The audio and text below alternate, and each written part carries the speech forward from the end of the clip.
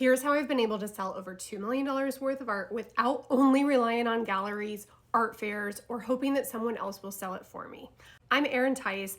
I'm an artist and I started my art career back in 2018. Prior to that, I worked in the world of public relations and advertising, coaching CEOs and entrepreneurs on their own journeys, helping them grow their businesses and make lots of money.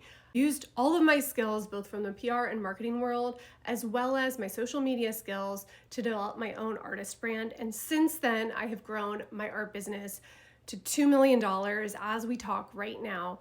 And I'm only continuing to get clients, collectors, and sales. Now I help artists like you learn to do the exact same thing. Let me explain how this has all been possible.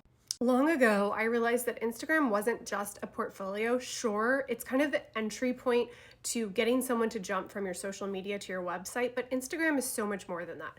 It's a place to connect with potential collectors. It's a place to build a personal brand. What I mean by a personal brand is something so recognizable that when somebody is scrolling, they notice your work, they notice your image on that screen, and they stop the scroll because it's so recognizably you.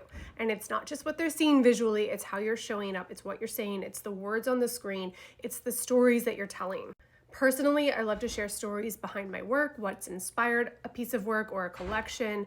I like to tell the story of how I became an artist. That really resonates with a lot of my collectors because I did this one thing in corporate America for so long. Then I had kids, which is very relatable to a lot of people. And then I started doing this other thing, which was painting. So I really like to tie back to where I was, how I got there, and where I am now, and it's very relatable and really builds a lot of trust and connection. When you focus on connection first and sales second, something really magical happens, and people can't wait to see your videos. They can't wait to see what you're gonna show them next.